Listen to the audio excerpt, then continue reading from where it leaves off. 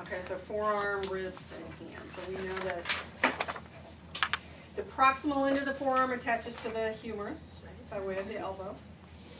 Okay, so your primary attachment then is going to be with the ulna. There's a little bit of an attachment with the radius. One of the things that you want to be reminded of is the radius and the ulna have both a proximal and distal joint. Okay, and then there's a membrane in between those two bones that kind of separates it into an anterior or posterior compartment, if you will. Okay. Then we get down into our carpals, and we're going to be reminded that that carpo-metacarpal joint, that's your saddle joint of your thumb. And so that's where your abduction, adduction, you know, opposition, those motions come from there, okay? And then we get into like our metacarpals and our phalanges, okay? So hands and fingers. So let's go in now and add back in the muscles and kind of go through that a little bit.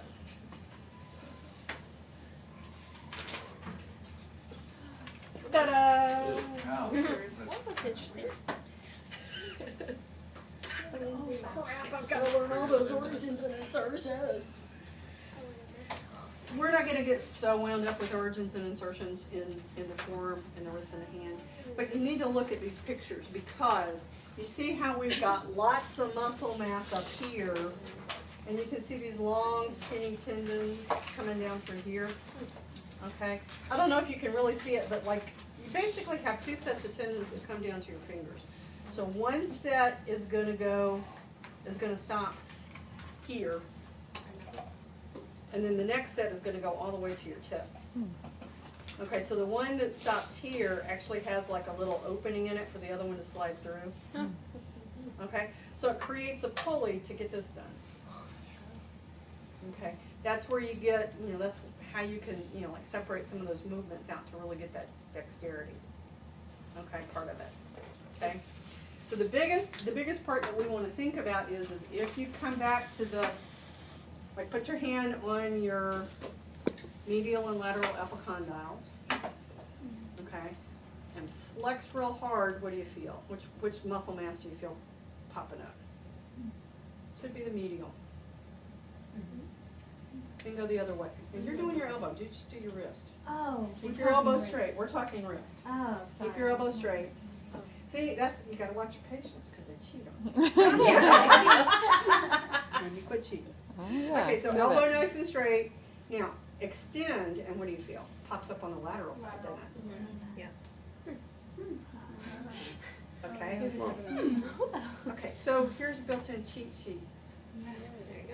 Okay, so these are origins and insertions, and so generally speaking, the flexors are going to originate on the medial epicondyle, and the extensors are going to originate on the lateral epicondyle.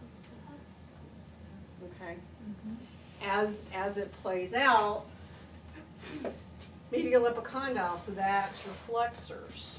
If we turn him around.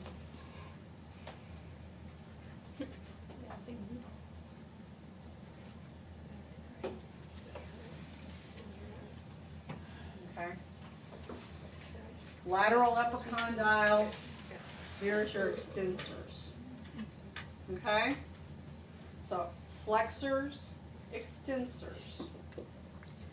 Flexors, extensors. Okay? So in your test, if I say the origin of the wrist and finger flexors is where, you're going to sit there at your desk and go, medial epicondyle. Okay? Learn how to find it on yourself.